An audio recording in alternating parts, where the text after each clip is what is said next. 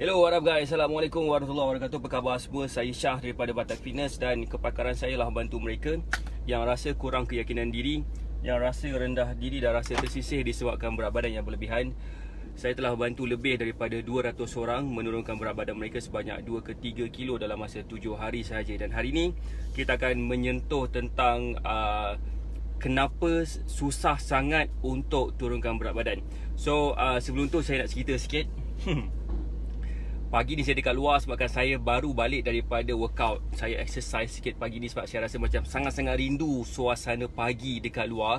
Jadi saya teruslah pergi exercise dan sekarang ni saya nak terus mendapatkan post workout meal nama dia. Post workout meal tapi tak ada pula, tutup pula dekat sini kan. Jadi saya nak keluar sekarang. Tadi ada lori kat belakang ni, sekarang saya boleh reverse lah.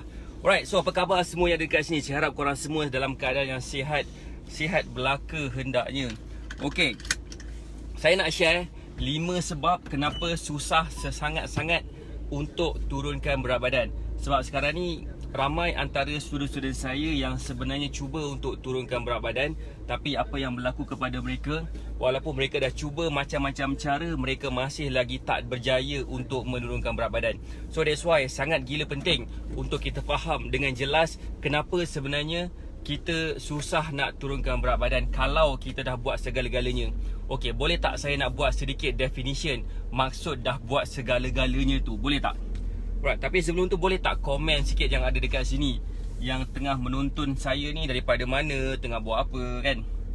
Sebab kalau bercakap seorang-seorang ni saya bagi khutbah Jumaat. Hari ni pula hari Jumaat. Alright. Okay, baca siapa dekat sini. Okay, now so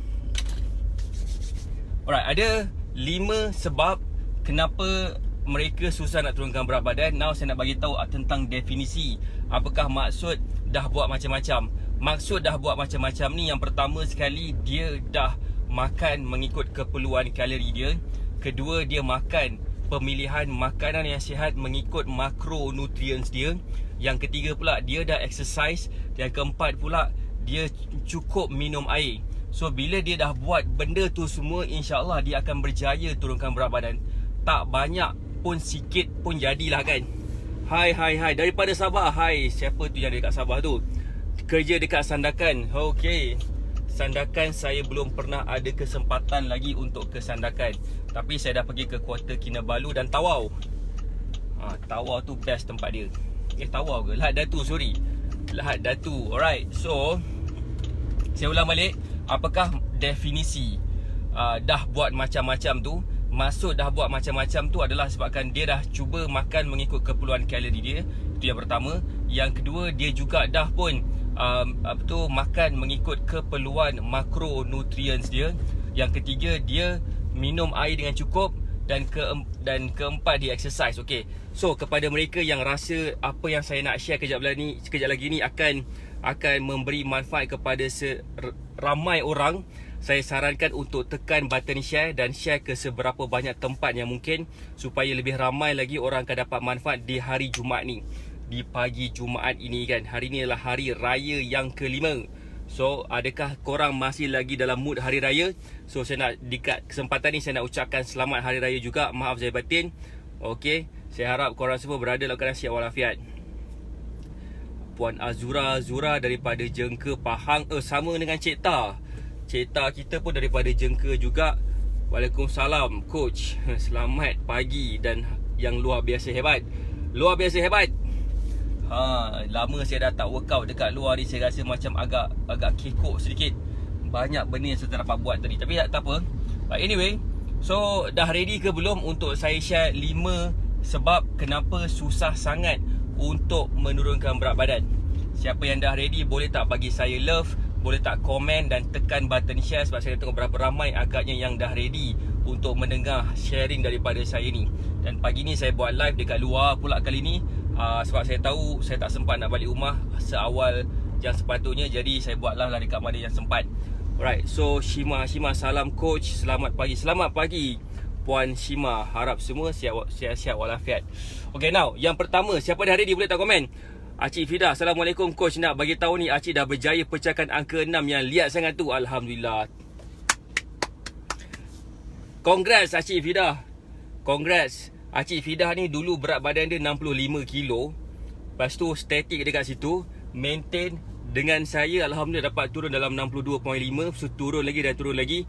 Lepas tu alhamdulillah dah berjaya turun sampai ke 50 lebih kilo dah kot kan. 50 berapa tu, boleh tak share sikit Kak Acik? So alhamdulillah, congrats. Hai, okay, dah ready semua kan? Okay. So yang pertama sekali adalah, sekiranya seseorang itu susah nak turunkan berat badan lepas dah buat ke-4 benda yang saya sebutkan tadi, kemungkinan dia kena check tentang metabolisme dia. Dia kena check metabolisme dia ni boleh merangkumi tentang mungkin dia punya sistem metabolisme dia tak cukup efisien. Yang pertama, sistem metabolisme. Kena check sistem metabolisme dia.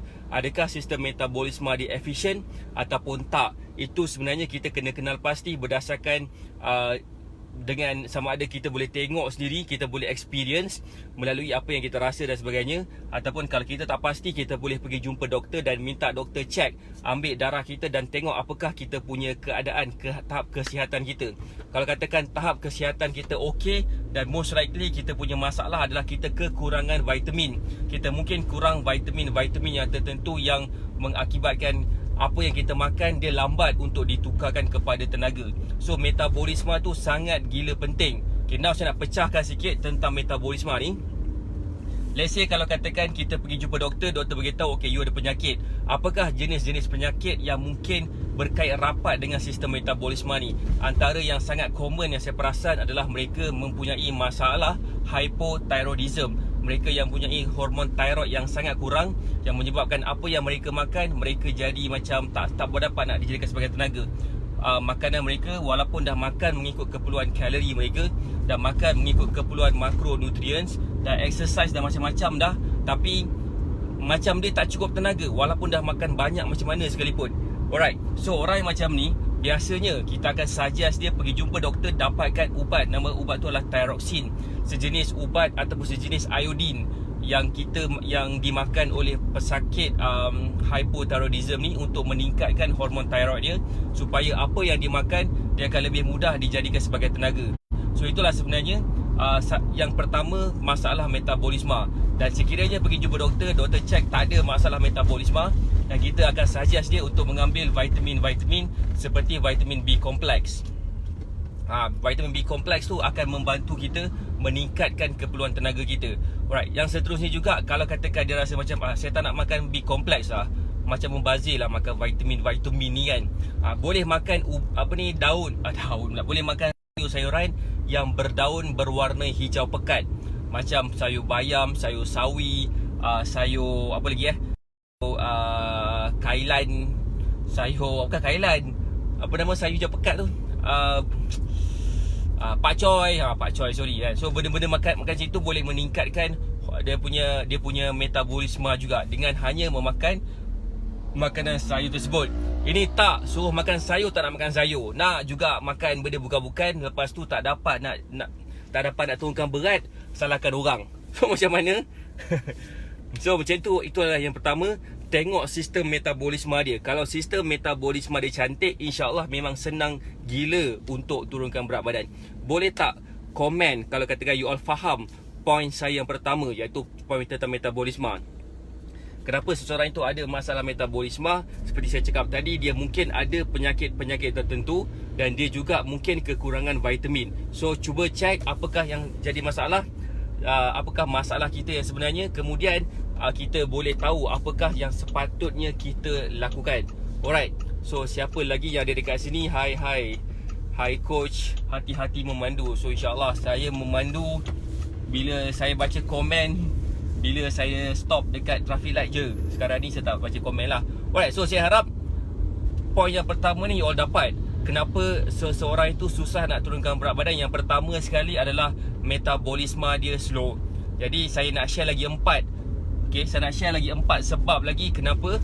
Boleh tak komen kalau you all faham point yang pertama, dan boleh tak komen juga ready untuk mengetahui point yang kedua. Boleh tak sikit bagi saya sedikit feedback untuk saya ketahui bagaimanakah kita boleh buat yang selanjutnya lah. Okay, saya sebenarnya tengah cari Subway ni. Subway adalah makanan favourite saya juga. Macam saya dah beli 4 nasi lemak ni. untuk family saya. Wife saya suka makan nasi lemak, jadi saya beli nasi lemak. Saya nak cari Subway tutup. Alright, so ada yang faham ada yang faham. Okay, saya nampak yang faham ni siapa? Puan Azura, Puan Putra Yasir faham. Ulam ke sayur yang lebih bagus kot? Sama je sebenarnya, asalkan dia berdaun warna hijau. Dan on je. Okay, alright itu yang pertama. Okay, sekarang ni saya nak pergi ke yang kedua pula. Siapa yang dah ready yang kedua ni, boleh tak komen sikit dah ready untuk tahu yang kedua. Right, sekarang saya tukar ke tempat lain. Saya pindah ke Old Town White Coffee pula. Hai Kak Azian, apa khabar? Okay, itu adalah yang pertama tadi. Yang pertama tadi adalah sistem metabolisme dia slow. Yang kedua, siapa yang dah ready untuk tahu yang kedua, boleh tak komen dah ready. Okay, yang saya nampak yang dah ready ni Cik Ta, Puan Shima Hashimah dah ready yang kedua. Vignesh Sase ready yang kedua. Alright, that's good. Okay, now dah ready. Puan Azia pun dah ready. Okay, yang kedua pula adalah kita kena lihat Puan Nur Suzaifa binti Riyasuddin pun dah ready. Rosmi Zalina Razali pun dah ready. Alhamdulillah. So ramai dah ready kan. Yang kedua pula, kenapa seseorang itu susah nak turunkan berat badan. Okay, tapi sebelum saya cerita pasal yang kedua ni, saya nak ucapkan terima kasih kepada mereka yang dah share Facebook Live ni kepada seberapa banyak tempat. Sebab saya yakin setiap kali you all tekan button share tu, manfaat pun akan pergi ke tempat korang juga. So that's why kita cuba nak meramaikan mereka supaya mereka berada dalam keadaan yang sihat. So that's why saya minta you all untuk tekan button share ni supaya lebih ramai lagi orang akan dapat manfaat daripada hasil sharing kita ni. Okay, so ramai yang dah ready kan. So yang kedua pula, kenapa seseorang, okay, so dah ready yang kedua ready yang kedua pula, yang pasal macam mana nak tahu metabolisme kita slow ke cepat ke. So antara bendanya adalah, pertama, tengok kalau kita makan macam mana punya banyak pun kita rasa masih lagi lemah, masih lagi tak bertenaga. Itu yang pertama. Kedua, mungkin kita akan rasa macam memori kita senang lupa, kita cepat lupa. Okay. Ketiga, kita rasa macam muscle kita macam cepat gila mengecut, walaupun maybe kita ada ni, maybe kita ada muscle sikit-sikit tapi dah cepat gila mengecut. Keempat, kita senang naik berat badan. Kelima pula, kita susah gila nak turunkan berat badan. Yang keenam pula, kita rasa macam rasa mengantuk je, rasa macam nak tidur je, macam tu. So itu antara simptom-simptom mereka yang ada masalah sistem metabolisme mereka slow. So that's why kita kena kenal pasti kalau kita ada simptom-simptom ni, dan juga ada lagi banyak-banyak simptom. Ini antara simptom yang saya rasa yang saya ingat. So kalau you all rasa korang ada benda-benda macam ni, better pergi jumpa doktor. Takut-takut kita ada masalah, let's say masalah hypothyroidism, tapi insyaAllah chances untuk ada hypothyroidism ni tak tinggi mana. Mungkin sebenarnya kita makan tak mengikut keperluan kalori kita. Macam saya cakap tadi, kita akan ada kita maybe susah nak turunkan berat badan sebabkan 5 perkara ni. Sekiranya kita dah buat 4 perkara ni dulu. Kepada mereka yang baru masuk, boleh tak saya memperkenalkan diri saya lagi sekali? Nama saya Syah daripada Batak Fitness, dan saya seorang fitness coach. Telah membantu lebih daripada 200 orang menurunkan berat badan mereka sebanyak 2 ke 3 kilo dalam masa 7 hari sahaja tanpa menggunakan sebarang produk. Okay? Dan kepakaran saya lah membantu mereka yang rasa kurang keyakinan diri, yang rasa rendah diri dan rasa tersisih disebabkan berat badan yang berlebihan. So that's why ini adalah berdasarkan pengalaman saya. Kalau katakan you all dah makan mengikut keperluan kalori, yang pertama. Kedua, korang dah makan mengikut keperluan makronutrients. Yang kedua. Yang ketiga pula, korang dah juga exercise. Yang keempat, korang cukup rehat, cukup tidur. Kalau dah buat keempat-empat ni, masih lagi tak turun berat badan. So that's why 5 benda ni yang penyebab kenapa kita susah nak turunkan berat badan. So metabolisme kita slow. Biasanya kalau dah makan, kalau dah buat keempat-empat benda ni, kita akan rasa bertenaga walaupun makan sikit sebenarnya. Right, hai, okay, saya nak baca komen sikit daripada Puan Nur Suzaifa. Hai, saya baru join. Hai Puan Nur Suzaifa. Alright, salam baru join. Hai Puan Rania Bella Imtiaz. Okay, dah ready Alhamdulillah. So saya nak tanya sikit, siapa dekat sini kali pertama tengok saya buat live Boleh tak komen sikit? Boleh tak komen sikit siapa dekat sini kali pertama tengok saya buat live? But anyway, Saya nak ucapkan terima kasih kepada mereka yang bersama dengan kita pagi ni. Saya nak share yang kedua pula. Okey, nak share yang kedua pula. Kedua, kenapa kita susah nak turunkan berat badan adalah disebabkan sistem pencernaan kita sangat gila slow. Ramai saya nampak orang ada masalah ni. Seriously, saya nampak ramai orang ada masalah ni. That's why saya rasa macam saya patut share juga yang kedua ni. 65151599. Okay, right. So Atika Ika saya baru join. Puan Suzaifah saya first time tengok. So Alhamdulillah. Siti Jun saya. Assalamualaikum Syah. Puan Nonidin. Hai. Waalaikumsalam Puan Nonidin. Alright, saya first time tengok. Saya baru join. So Alhamdulillah. Okay, yang baru join, welcome. Selamat datang ke dalam Facebook page saya. Puan Atika Ika, Puan Atika Ika pun dan Putra Yasir pun selamat datang ke dalam Facebook page Syaiki. Saya biasanya saya akan buat live setiap pagi jam 9 pagi dan 9 malam dan share tentang macam manakah cara kita dapat menurunkan berat badan dan jadi lebih fit dan jadi lebih better version of ourselves lah. Right. So yang kedua tadi adalah saya pertama kali tengok, kebetulan ada kawan share. So Alhamdulillah. So terima kasih kepada kawan yang share tu. Sebabkan kawan yang share itulah ramai lagi orang yang kali pertama bersama dengan kita. Dan saya yakin mereka yang bersama dengan kita pun akan dapat manfaat daripada hasil sharing yang kita buat sekarang ni. Right, itu jadi yang pertama. Yang kedua tadi adalah sistem pencernaan yang slow. Saya perasan ramai antara student-student saya juga yang ada masalah pencernaan. Kenapa? Masalah pencernaan ni sangat gila penting kalau katakan kita tak pasti. Sebab apa tahu? Bila macam mana nak tahu kita ni ada sistem masalah pencernaan ke tak? Antaranya adalah disebabkan kita susah sangat untuk membuang. Kita susah nak melawas. Maksud saya, bila kita susah nak melawas, bermaksud apa yang kita makan, kita macam dia tak keluar-keluar pun. Sepatutnya orang yang normal, sehari sekali dia akan melawas. Ada yang sampai 2 kali dia melawas. So itu adalah benda yang bagus. Kalau katakan dia tak melawas langsung, okay, seminggu 3 ke 4 kali je, itu ada masalah. Memang ada masalah. Sebab kita makan hari-hari, tapi kenapa kita tak buang hari-hari? Faham tak maksud saya? Sepatutnya apa yang kita makan, kita sepatutnya akan lebih banyak dikeluarkan. So point dia kat sini adalah, kalau katakan kita makan hari-hari tapi kita tak membuang hari-hari, itu antara tanda-tanda yang kita punya sistem pencernaan ada masalah. So bermaksud apa yang kita harus lakukan adalah kita kena check sama ada adakah apa yang kita makan tu dia tak menjadi. Contohnya kalau kita makan nasi, kita tak rasa bertenaga juga. Itu salah satunya. Keduanya pula adalah kita dah makan macam-macam sayur lah, makan buah lah, tapi kita tak dapat khasiat buah, khasiat sayur tu. So kita kena kenal pastilah kan, apakah buah ni, contohnya macam kalau buah oren, okay, buah oren kalau kita makan hari-hari, kita makan buah yang ada vitamin C yang tinggi, kulit kita akan jadi makin cantik sepatutnya. Tapi bila kita makan buah yang ada vitamin C tapi kulit kita masih lagi tak cantik, ada kemungkinan dalam badan kita tak dapat nak menyerap menyerap insulin yang sepatutnya kita dapat. So that's why kita kena kenal pasti sama ada adakah kita mempunyai masalah pencernaan. Okay, salah satu cara macam mana nak hindari daripada masalah pencernaan ni adalah saya suka suggest mereka untuk ambil probiotik. Probiotik ni ada dalam banyak makanan.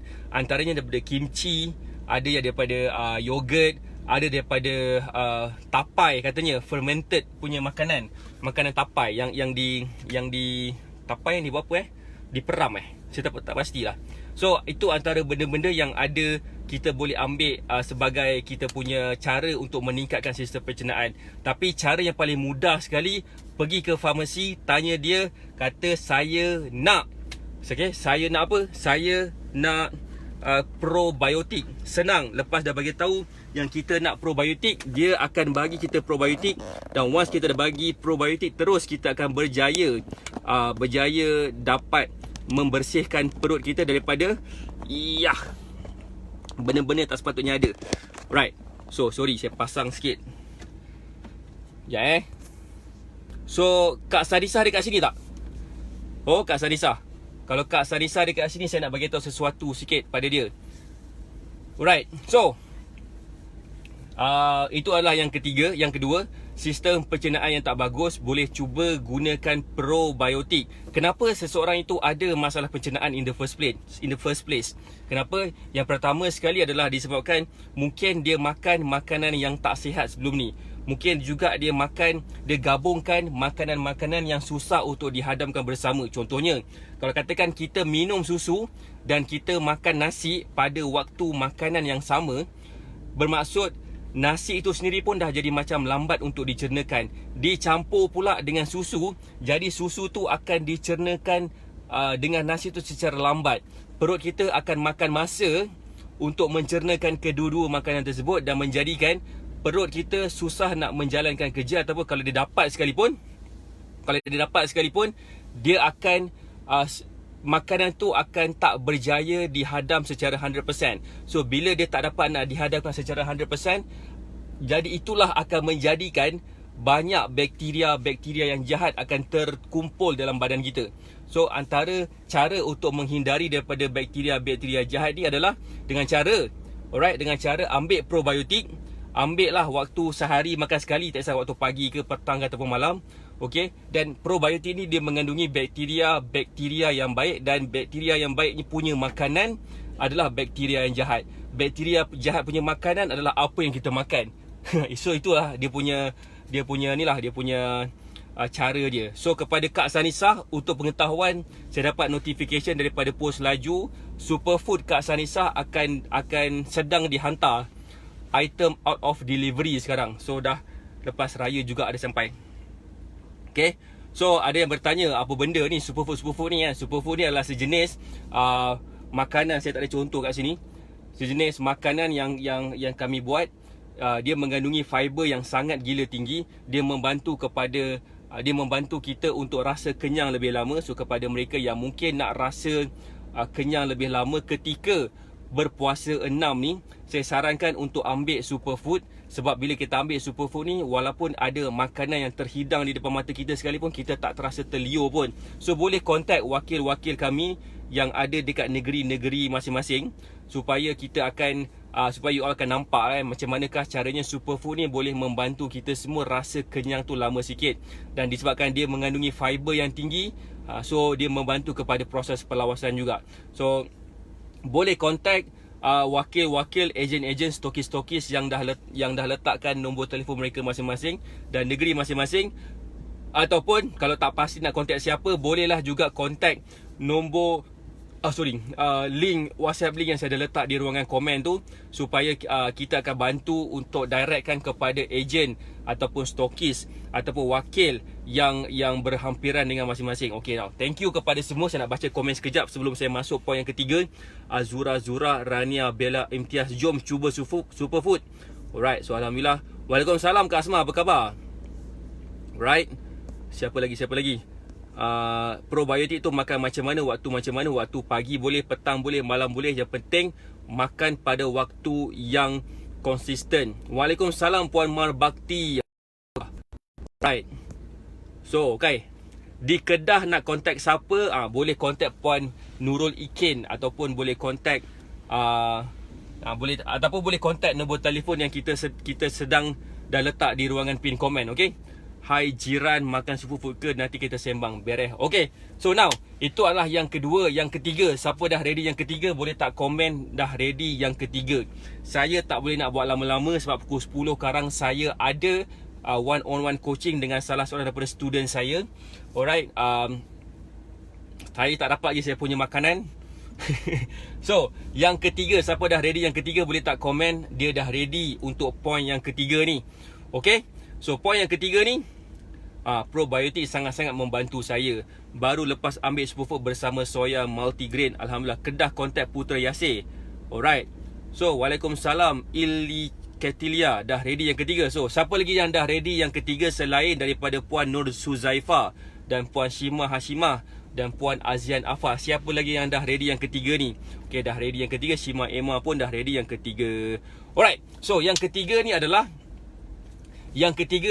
ni pun saya rasa macam ramai orang ada buat benda ni, yang menyebabkan dia susah gila nak turunkan berat badan. Okay, antaranya adalah dia mengambil ubat-ubatan yang tertentu. Alright, ubat-ubatan yang tertentu antaranya adalah, okay, yang pertama sekali adalah dia makan ubat darah tinggi, dia ambil insulin yang injection tu ataupun insulin shot. Dia makan juga pil-pil insulin. Dia juga mengambil ubat apa? Ubat perancang kehamilan, dia pun ambil itu juga. Dia mungkin mengambil certain ubat hormon mungkin. Alright, saya tak pasti ubat apa. Ada juga ubat-ubat hormon wanita especially yang akan meningkatkan berat badan. Seterusnya dia juga mungkin juga mengambil ubat-ubatan anti depression. Dia juga mengambil ubat-ubatan yang ubat yang berkaitan dengan psikotik punya ubat-ubatan. So itu antara ubat-ubatan yang akan melambatkan ataupun mungkin akan menidakkan progres kita untuk menurunkan berat badan. So kepada mereka yang ada mengambil ubat-ubatan yang tertentu, cuba tanya balik kepada doktor tu, adakah ubat ini mengganggu saya punya niat untuk turunkan berat badan. Sekiranya ya, memang betul-betul mengganggu, bermaksud kita haruslah cuba cari jalan untuk mengurangkan dos dia. Sebab saya pernah ada beberapa student saya yang ada masalah kencing manis. Saya saran kat dia, okay, kita punya target bukan untuk turunkan berat badan untuk peringkat awal ni, sebabkan kita punya target adalah untuk membantu dia menurunkan pengambilan insulin. Bila dia mengurangkan pengambilan insulin, apa yang berlaku adalah lepas tu insya-Allah bukan insya-Allah, alhamdulillah, dia dah berjaya turunkan berat badan dia. Dan pada masa yang sama juga, daripada 4 kali insulin, dia pergi ambil 3 kali. Lepas tu ambil 2 kali je. Itu pun 2 kali ni dia ambil sikit-sikit, bukan ambil macam sebelum ni punya dosage. Alhamdulillah, berat dia turun banyak dalam masa yang sangat singkat lepas dia kurangkan pengambilan ubat-ubat tertentu. Waalaikumsalam Tuan Ashraf Firdaus. Alright, okay, itu yang ketiga, pengambilan ubat-ubatan yang tertentu. Selain daripada pengambilan insulin, pengambilan ubat perancang kehamilan pun akan mengganggu seseorang itu, pun meningkatkan berat badan dia. So sekiranya ada yang mengambil ubat perancang kehamilan, saya cadangkan untuk cari alternatif lain. Contohnya ambil IUD pun mungkin juga lebih better daripada ambil yang implant dekat lengan tu. Dan juga ubat darah tinggi juga. Nama dia ubat carb blocker, nama dia beta blocker. Ubat darah tinggi. So saya sarankan untuk ambil ubat lain. Tanya doktor ada tak ubat lain selain daripada ubat yang kita makan sekarang ni, yang supaya apa yang saya makan, ubat satu lagi tu akan membantu saya mengurangkan tekanan darah dan juga dapat membantu saya menurunkan berat badan dengan cara pemakanan sihat lah. Bukan ubat darah tinggi tu yang menjadikan kita turunkan berat. Malah kebanyakan ubat darah tinggi akan meningkatkan berat badan kita. So siapa dekat sini yang kenal anyone yang ada masalah tekanan darah tinggi ataupun kencing manis, yang ambil ubat-ubatan dia memang susah nak turunkan berat badan, bagi tahu kat dia orang, cuba contact kita punya agent, kita punya stokis, kita punya wakil-wakil, ataupun kontak nombor telefon yang saya dah letak di ruangan pin komen tu untuk bercakap dengan kita.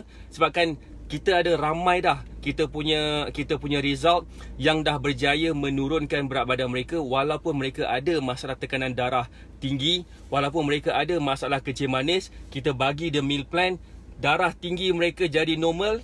Alright, tak tipu, boleh tanya kepada kita punya wakil-wakil. Dan juga dia punya bacaan gula dalam darah dia, kencing manis dia pun menjadi lebih normal lagi daripada sebelumnya, jadi lebih rendah. So itulah sebenarnya kekuatan kekuatan penjagaan makanan yang betul. Ramai orang yang macam mengambil ringan lah pasal benda ni. So apa hal ni kan? Boleh tak saya minum air kejap?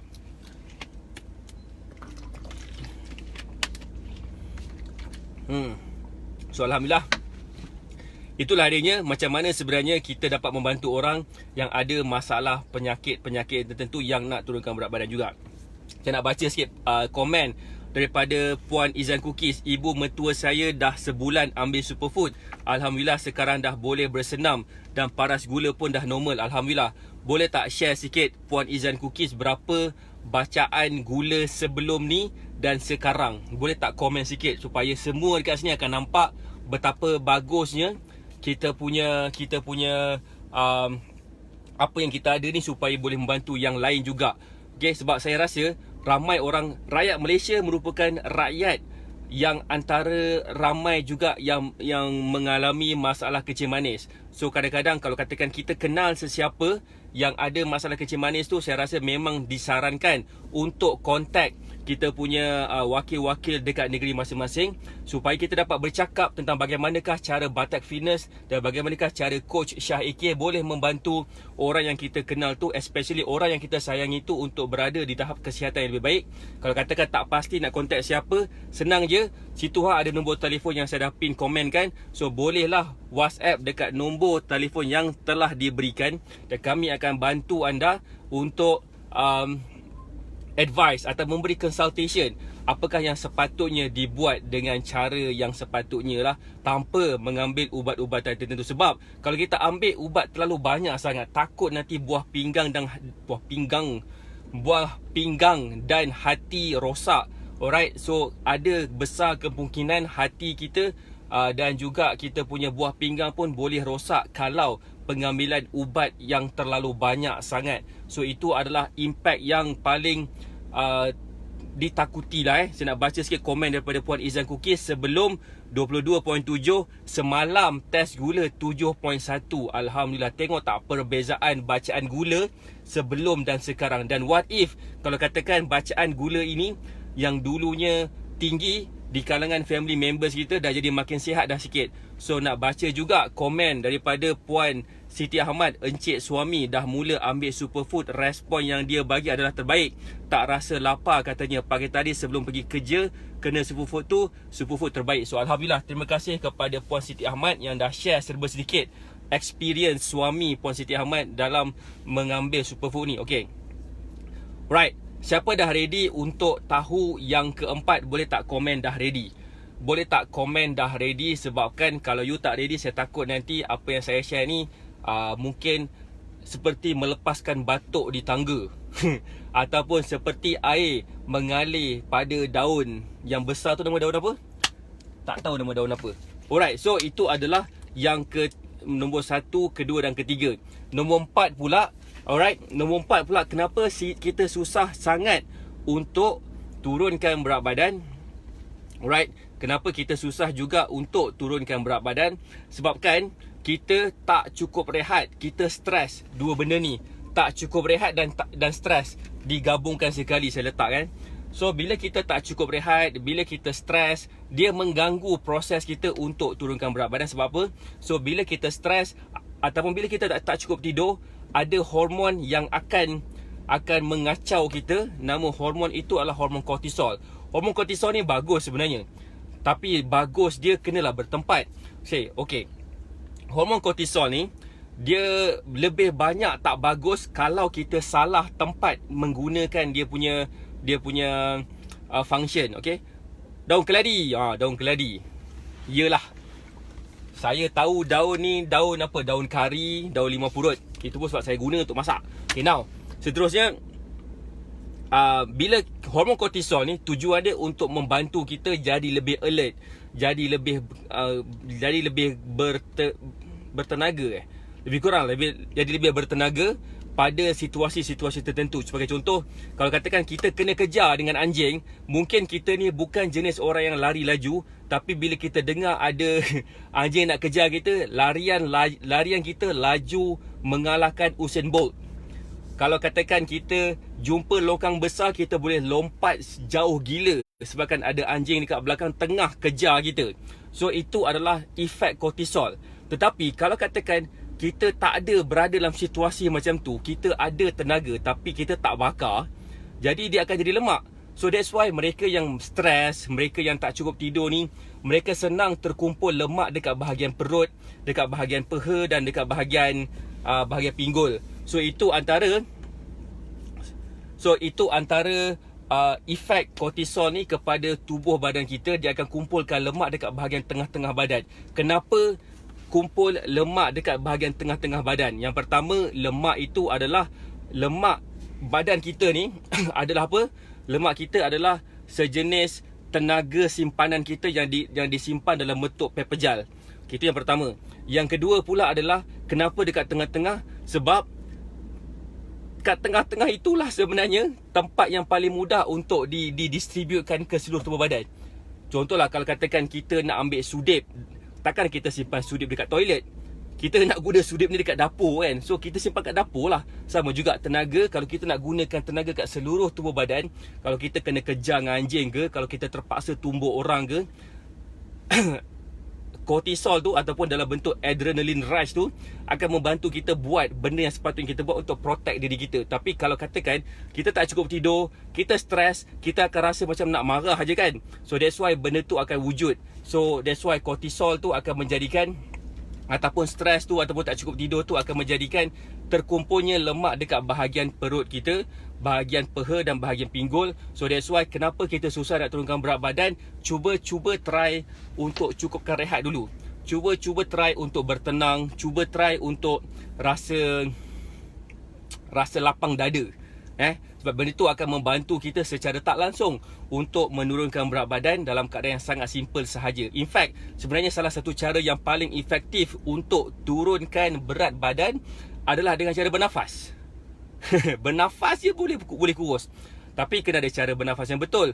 Kena tarik nafas dalam-dalam dan lepaskan. Bukannya tarik itu macam nak apa kan.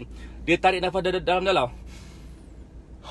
So benda tu akan membantu kita dalam pembakaran lemak dengan lebih cepat. Alright. Waalaikumsalam coach. Assalamualaikum coach. Waalaikumsalam. Alright, untuk kawasan Sungai Petani dan sekitarnya boleh kontak Putra Yasir. Okey. Alright, suami akak nak baca komen sikit. Suami akak dah amalkan superfood dah sebulan. Feedback sihat luaran dan dalaman, dia bahagia sangat dapat kembali sihat dalaman. So alhamdulillah. So tersirat sangat maksudnya tu. But anyway, kita semua nak sihat dalaman, luaran, tepi, kiri, kanan semua kan. So point dekat sini adalah adakah kita dah berjaya experience sihat luar dalam tu. Lelaki, perempuan, sebenarnya kita akan ada sepatutnya rasa sihat tu. Sebab saya boleh gambarkan saya boleh gambarkan mereka yang mengamalkan superfood ni, mereka akan rasa lebih muda daripada usia dia. Mungkin sebenarnya dekat IC dah tunjuk dah tahun berapa dia lahir, tapi dia punya feelings tu, feelings dia tu rasa macam muda. Dia mungkin boleh rasa macam bertenaga sikit pada waktu petang. Biasanya antara feedback yang saya dapat, biasanya dalam petang macam tu saya dah penat, dah melepet dekat rumah, especially pada bulan puasa. Ini saya bercakap one-on-one coaching dengan student-student saya pada bulan puasa. Tapi alhamdulillah bila dia follow meal plan yang saya bagi, dicampur pula dengan superfood, dicampur pula dengan exercise, dia punya rasa dia tu macam dia rasa 10 tahun, 20 tahun lebih muda daripada usia dia. So kalau katakan kita ni baru berusia 30-40 tahun, tapi kita punya rasa badan macam umur dah separuh abad kan. So better lah buat sesuatu sekarang.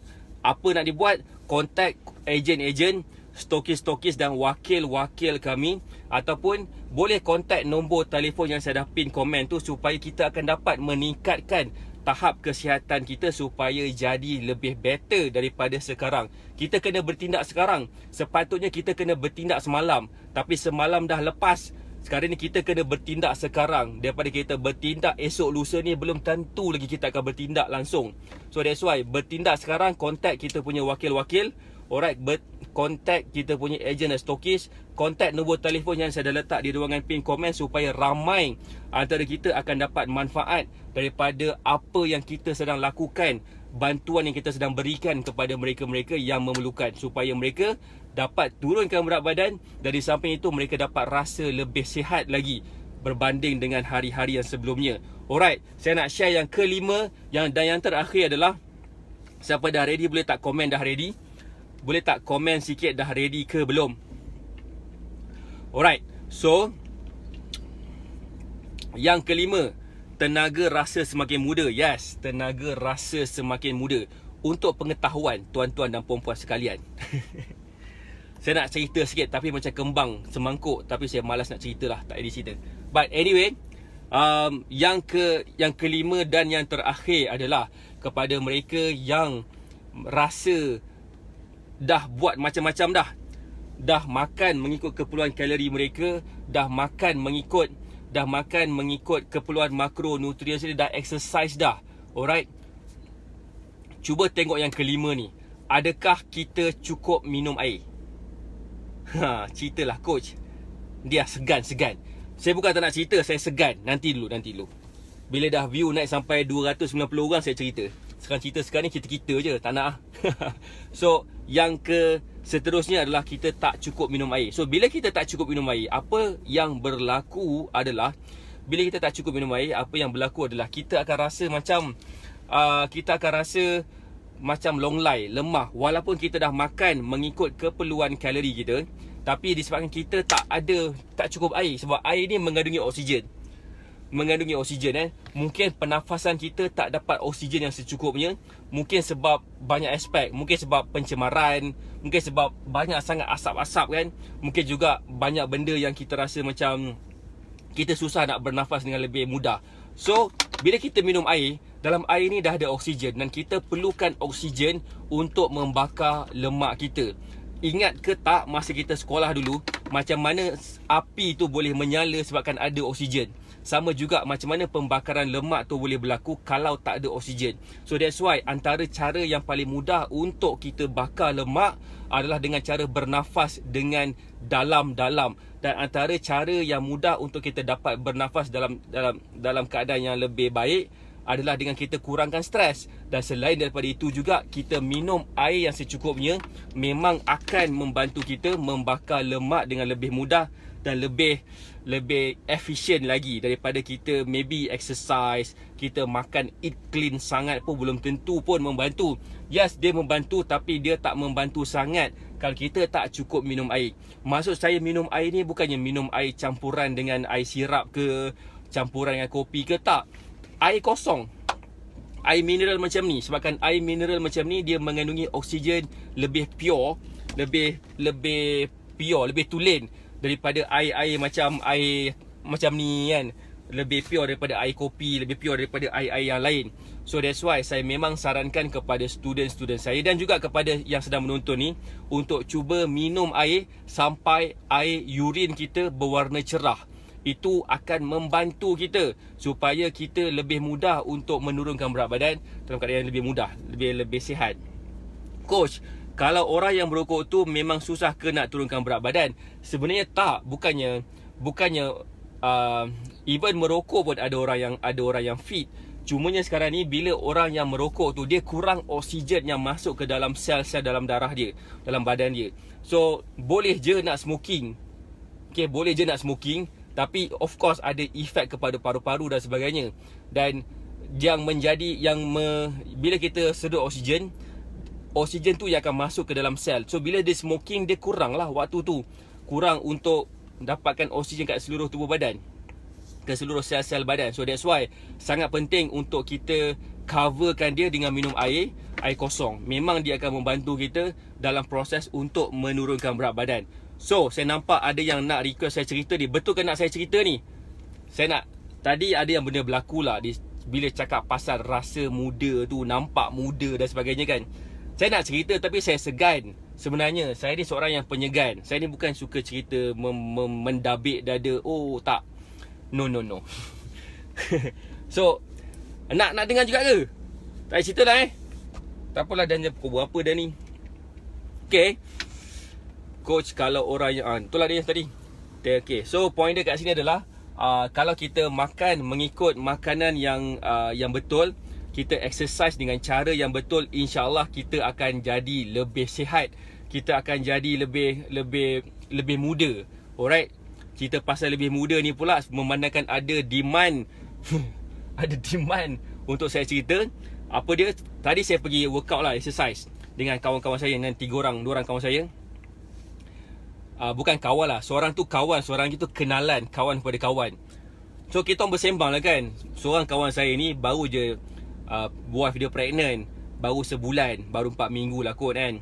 Baru 4 cerita coach sebab dah banyak kali cakap. Yelah So dia baru dapat baby. Usia baby dia yang first tu, anak dia pertama tu baru 9 bulan. So umur wife dia punya baby punya kandungan tu baru sebulan.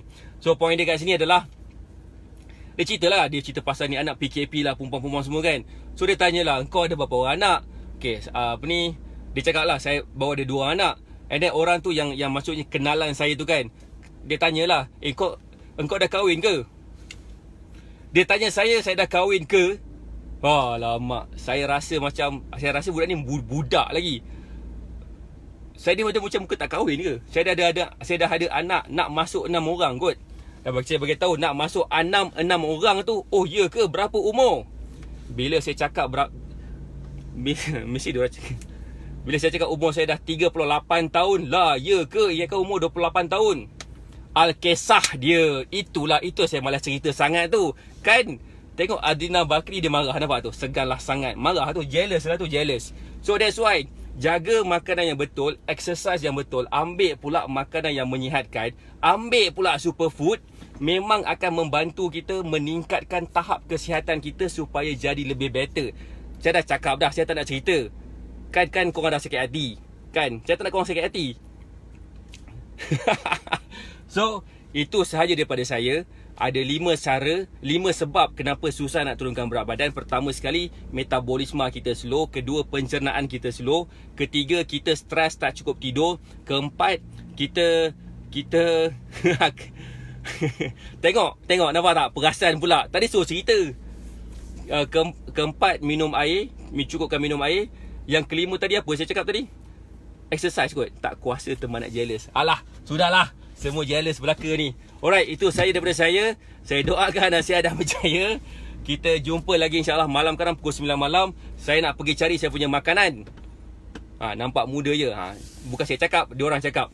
Right, itu saya. Kita jumpa lagi. Assalamualaikum warahmatullahi wabarakatuh. Bye.